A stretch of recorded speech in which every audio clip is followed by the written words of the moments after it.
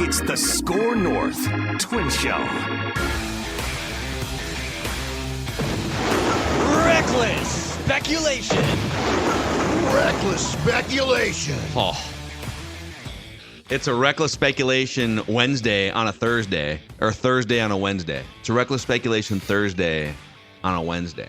I thought it was Wednesday all of yesterday up until through halfway through the day. I thought it was Thursday all up until I was going through our sponsorship spreadsheet, and I was like, we only have 2 days left in the week.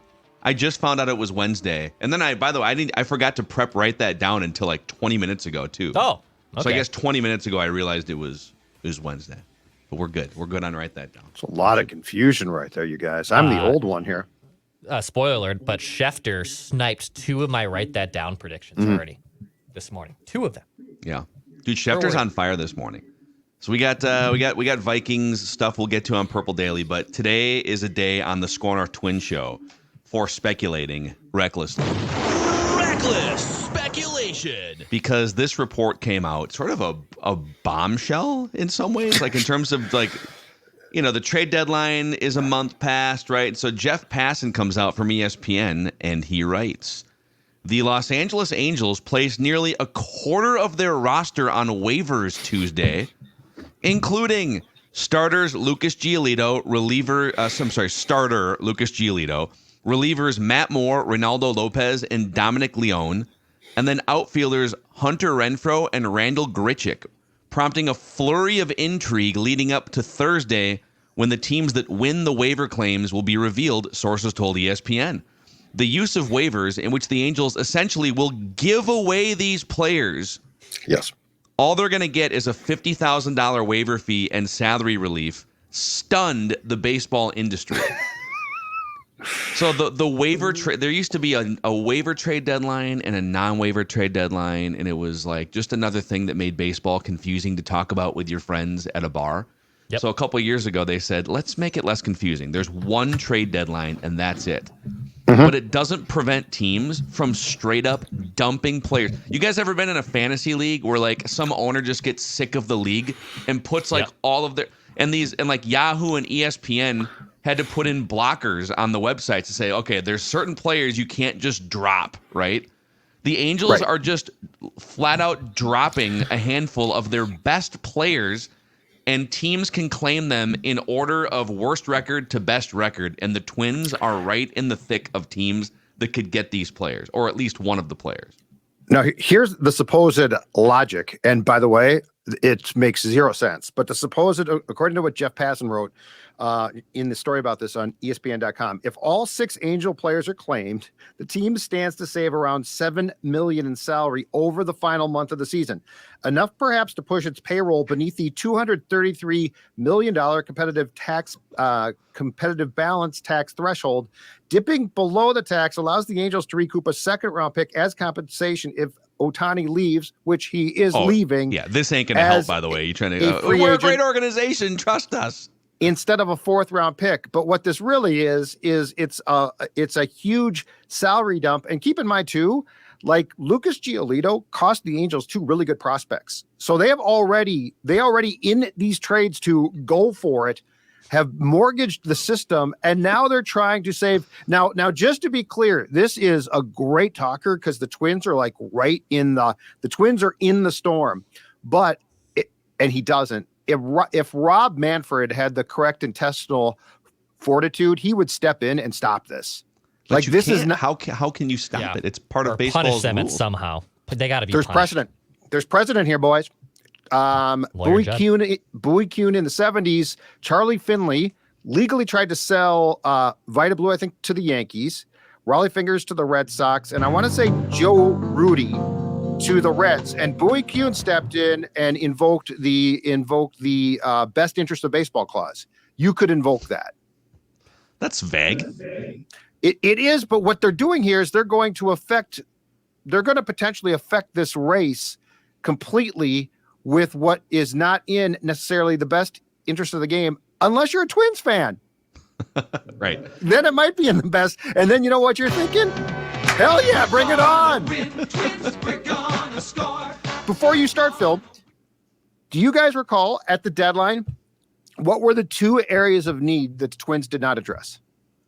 Bullpen, bullpen and a right-handed right-handed corner. power bat or a right-handed bat of some corner kind, right? outfielder.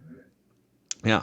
So, well, here are the players again that are available. So Lucas Giolito, just a rock-solid right-handed starting pitcher. I don't think he would sit atop your rotation. Like, there's been times in his career where the best version of Lucas Giolito would be a number one starter on a playoff team. I think in terms of this year, last year, let's say you claimed Lucas Giolito. Let's just start right there. Mm-hmm. And you won the waiver claim. I think Lucas Giolito would be in your 3-man playoff rotation. Is that fair to say? He'd be, I'd say he'd be competing for it. I don't know. He would be. It depends on how Joe Ryan pitches, but he definitely would be a candidate for it. Okay. Joe Ryan. I'd have Joe Ryan over before Lucas right now. Okay. Absolutely.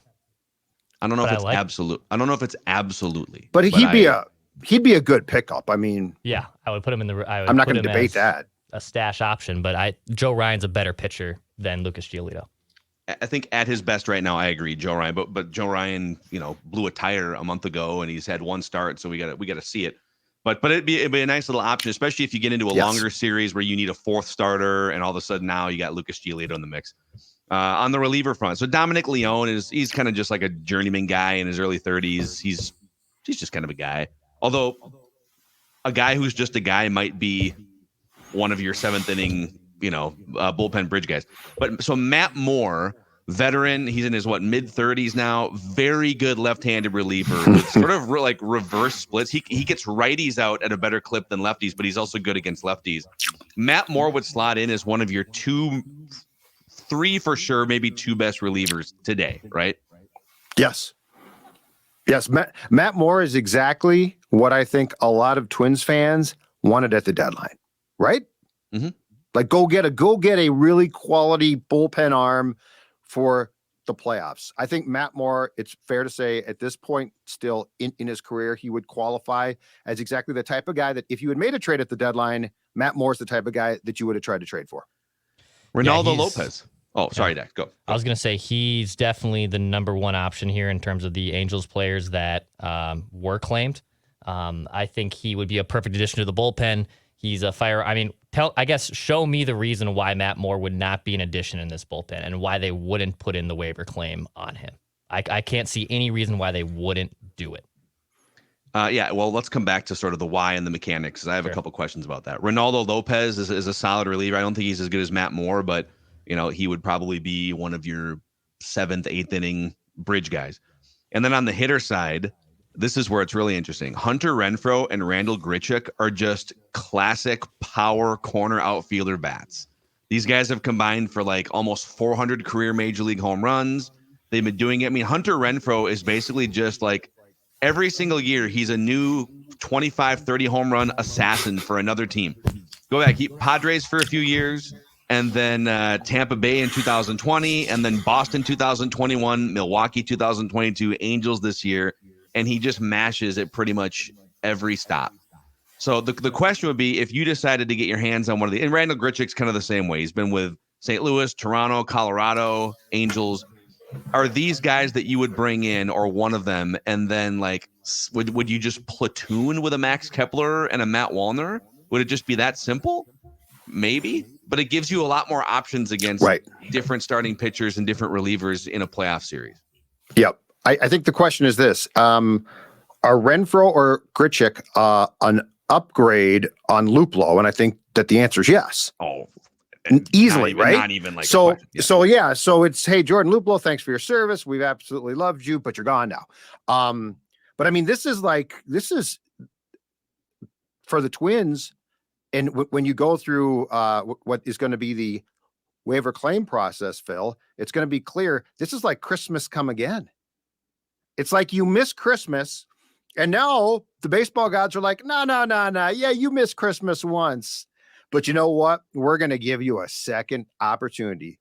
That's what this is. Yes. So here's how it works, and I have a couple questions on this, but the waiver order is determined reverse order of record. So the Oakland A's have the worst record in baseball, and then the Royals. So they are number 1 and number 2 in the claim. You might say, well, okay, well, the Twins have a pretty good record. The Twins they're 19th in the waiver claim order. So, well, my God, we only just listed 5 or 6 players. I mean, how in the world is the waiver claim process going to get to 19? Well, here's the thing. These players are all free agents at the end of the season. And so if you're out of contention, there's really no reason. If you're like the Royals or the Rockies or the Tigers, you're not claiming any of these guys. Well, yeah, why would you pay like a few $1 million to Lucas or whatever it is, like $1 million or $2 million to Lucas Giolito when you're not going to win anything anyways, right? So if there was multiple years left on the contracts, the Angels probably wouldn't do this. But these teams might have more interest that are out of contention in picking these players up. So from what I can tell, A's, Royals, Rockies, White Sox, Cardinals, Pirates, Tigers, Mets, Nationals, Guardians. I think the Guardians have kind of waved the white flag. Padres, Angels, obviously, are putting these players on waivers. And then the Yankees. Those 13 teams are eliminated. Mm-hmm. They are no longer fighting for a playoff spot, right? Yep. Once you get to Marlins, Reds, these are all teams that are like 500, slightly above 500. The Giants, Red Sox, Diamondbacks, those are the 5 teams that are still fighting for a playoff spot in front of the Twins. So in theory, all 5 of those teams could put claims in on players and swipe these guys before you get to the Twins. But it's pretty likely that the Twins are going to have access to at least 1 or 2 of these players, if not more, right? That's fair to say. Yes, because you can. So the first team that actually wants to can claim all 5, but you're not going to. So like you might claim 1, you might claim, because this is the thing that intrigues me, probably beyond Giolito's availability, Phil. What intrigues me about this is part of this is like a Twins recipe for what they need. And they're going to be first. So it's not like teams competing with the Twins can be like, well, we know what the Twins need, so we're going to claim said player, because those teams, for the most part, are better than the Twins. So like if you can get in there and let's just say you grab or put claims on Moore and Renfroe, and the Twins very well might be the first team to do exactly that. They can get both players. Now it's going to cost them, but my question is, who cares at this point in time? So like this is reckless speculation, but it is not pie in the sky. It's not, we're not suggesting the impossible here. Reckless speculation. Derek Falvey has been granted a wish. It's a Wonderful Life has like coming to the Twins, Target Field, right? Here's what would happen if we gave you the trade deadline again. And so I think this is incredibly plausible with the guys that we talked about who are probably their top priority, and it's 2 guys. I think it is very possible that the Twins could get both, and if not both, certainly 1. Okay, if they claim one of the hitters here real quick, and I have put together, maybe we can do this like tomorrow or Friday for sure. I've put together an updated 26-man playoff roster for the Twins, sort of what I would do once Buxton comes back. Buxton and Kirilloff are going to be at the ballpark in St. Paul tonight at CHS Field. Buxton in center field, Kirilloff as a DH. So I'm just going to give you guys, like, once those guys are back, in no particular order, like, here are the 14, I think it's 14. Yeah, the 14 position players. Which one are you bumping for, like, Hunter Renfroe off the roster? You got Julian, Polanco, Lewis, Kepler, Kirilloff, Correa, Buxton, Wallner, Jeffers, Vasquez, Michael A. Taylor, Donnie Barrels, Kyle Farmer, Willie Castro, because he's on the way back too. Which one of those guys are you kicking off the island for Hunter Renfroe? Probably for the first round, probably Castro. Yeah, you probably have to. Even though I want he's like your best base stealer guy. He has 29 stolen bases. Yeah, I just want the flexibility of the fact that now if a team brings in a southpaw, in the 7th or something, now I've got Renfroe potentially off my bench, or as a starter if they face a southpaw. So probably Castro. I'm passing on Hunter Renfroe. I actually don't want Hunter Renfroe on this roster at all. I will take my chances with a Willie Castro. And even I think I was looking this up yesterday. He does not really hit left-handed pitching all that well. He hits 250, 304, 356 slash against left-handed pitching. So it's not like if they were to bring him in and to face a lefty and he is a right-handed hitter, he mashes that. He actually has reverse splits. He hits righties better than lefties. So I'm out on that. I don't want Hunter Renfroe on this team. Okay, well, what about just his overall 800 OPS versus all pitching the last 3 years? That doesn't interest you for No. a bottom half of the league offense? No, I'd rather roll this offense than add Hunter Renfroe and kick someone off it. I'm fine with Willie Castro over Hunter Renfroe. I'm out Yes. on Castro if it means getting Renfroe. Yeah. I'm fine with Willie Castro.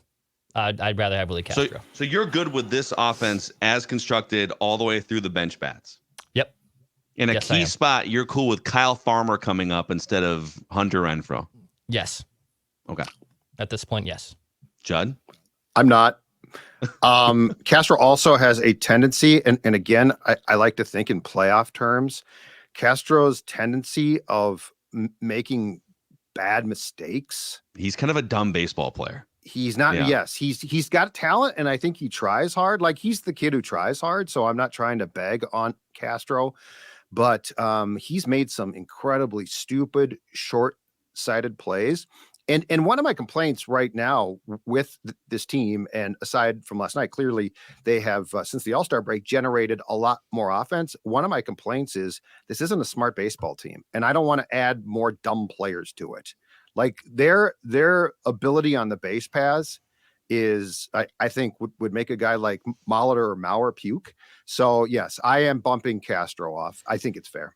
Renfroe also grounded into 15 double plays this year, 11 last year. He has a tendency to roll over a lot of balls. I'd rather take the defensive reliability in Willie Castro over Hunter Renfroe. Can we all agree that we'd take Matt Moore over all of Yes. these guys? Just Yes. give me a good veteran, relatively lights out reliever to just build a better bridge to Duran. He is automatically in the tier 1, tier 2, whatever you want to call it. Like he's not as good as Duran, but he slots right behind him. I feel really good about a bullpen that has Matt Moore leading in to Joan Duran in a playoff game. As I said earlier, I don't see any reason if the Twins if someone else claims him because they were in front of the Twins, I get that. But if I figure out the Twins just passed on Matt Moore, I'm going to be completely dumbfounded. Can't find any good reason. Well, any good reason. We will know for sure. So, and the thing too, the strategic thing about this from the Angels, which is, I guess, smart, manipulative, is this. These guys are going to be eligible to be claimed on Thursday, which, by the way, if I'm not mistaken, is the last day you can be claimed to be on playoff rosters. If the Twins pass on Matt Moore, they should be savaged. Yes. Then they're not serious. Because I mean, that is to me just a complete duh. Like you're being, again, granted a second chance here. The outfield thing, I'm claiming if they get to me, I'm claiming at least one of those two. Yeah. I at least want the option. Like, why not? Right. Exactly. So super, super interesting. We'll see this. So this will all come to light on Thursday, and then we can kind of see which teams put claims in. You know, did the Twins take a shot at multiple players here? But just kind of an at least in recent history, this doesn't really happen. You usually before the two different trade deadlines, everybody would go through waivers because if they clear waivers, you can then trade them to anyone in the league after the non-waiver trade deadline. But now that that's gone, it's like the only reason you'd put a guy through waivers is to get rid of him, which is what the Angels are doing with good players here. So before we get to our Immaculate Grid here on the Score North Twin Show, let's shout out our friends over at Power Lodge and Miller Marine. You know, there's still some time left. There's still some summertime left here. Okay, I know Labor Day's on the horizon, but man, it's going to be like in the mid to upper 90s, even like a week from now. These Bennington pontoons. This weekend it's going to be in the 90s. Yeah. There's 4 Power Lodge locations: Brainerd, Ramsey, Anemia, and Sauk Rapids, and Miller Marine in St. Cloud. They call it throttle therapy for a reason. It's because as sports fans in this state, we need as much therapy as we can possibly get. And look at that on the water. Can you, and Phil's right. Okay, Labor Day is here.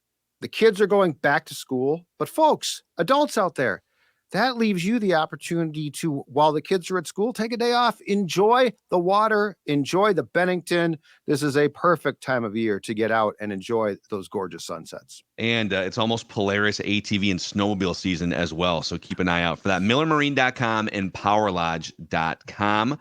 Also, a shout out to our friends at Nutrisource, the official pet food of our dogs here on the Score North Twin Show. Maya, Stella, and our guy Vinny with his frog legs.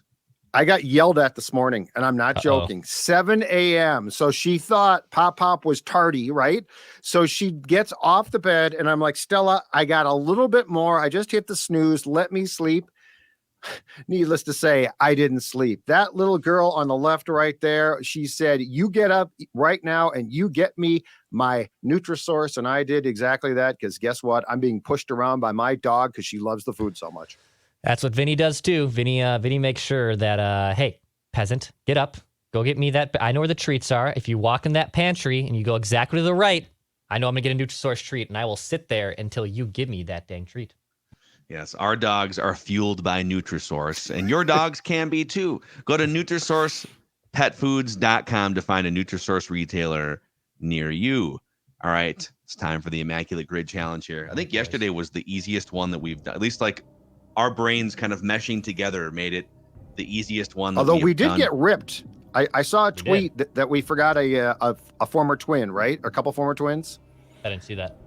Yeah, we forgot a couple former twins in, I think, the Dodgers and somebody else. Oh, I think, was it Kyle Gibson, maybe one of them or something? I mean, there's always going to be, of course, there's only 9 slots here, okay? There's critics thousands out there. of former twins. There's critics out there. So here's what we're looking for today. We're looking to go 9 for 9. If we can show off with a low rarity score, that'd be great. But first and foremost, we're looking for an Oriole who was a red, an Oriole who was a giant, and an Oriole with a 300 career batting average, or a 300 career batting average player who played for the Orioles, I guess is the way you would frame that. An Astro who was a red, an Astro who was a giant, and then a 300 career average player who played for the Astros at some point. And then a Padre who was a red, a Padre who was a giant, and a Padre who had a 300 career batting average. Well, that one's, Tony Gwynn's going to be the 6 minutes on the clock. Here we go. All right, a red who was an Oriole. The great Frank Robinson played for both teams. Ooh, okay. Oh, wow, 42%. Oh, you old people get me there. Okay. Holy cow. Yeah, I'd like to This is apologize. tough. San Francisco and Baltimore. Pitchers. Who's the guy who was Baltimore gave up on all those pitchers a couple of years ago. Yeah, what's his name? He went to San Francisco. Starter, right? Gausman, right? Yeah.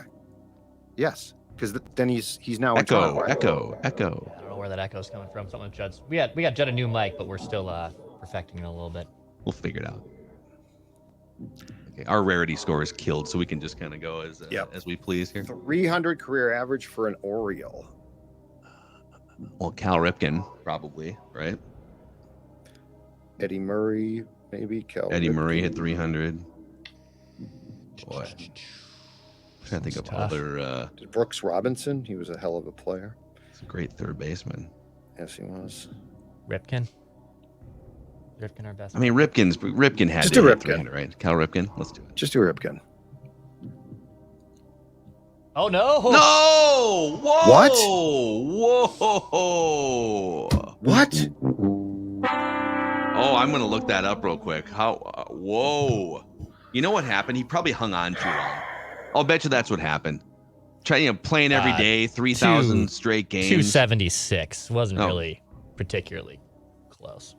Eddie Murray? No, dude, I think he hung on too long. He was no, he wasn't. I mean, he hit above 300 twice, 3 times. Now I'm going to look up Orioles Not who me. hit 300. Yeah, Damn it. 5 times for Cal Ripken in a 21-year career. Altuve will be high for Astros, but he's a 300 hitter. Okay, let's If you do want that it. one. That's fine. BGO probably fits in there, but 89. Good God. 89. Yeah. Holy God. Gwynn. Yeah, we Tony might as well Gwynn. now we might as well just go for the highest score possible. We're screwed. Okay, Gwynn. 93. 93%. That's great. Okay. Did Bruce Bochy play for the Giants? He managed them, and he played for San Diego. Who else? I don't know. These National League teams, man. This is some tough. I can't complain too much about this one. San Diego and San Did Francisco. Lincecum pitch for the Astros or no? Angels. No, Angels. Did Hunter Pence play for San Francisco and Houston? Yes, it's a good one. That's a very good one. No. This is just Hunter so 28. disappointed. 28%. This is for the highest score we're ever going to have here. This sucks. Cincinnati red. and Joe Morgan. Okay. So, Little elbow flap. 40. 40%. Oh, Yeah, man. look, I don't care anymore. San Diego and Cincinnati. We got to go back to the Oriole who hit 300. Let's get that one. Eddie Murray hit 300. Yeah, we might as well. Let's try burn it now. to the ground. Down to the ground. Nope, he did not.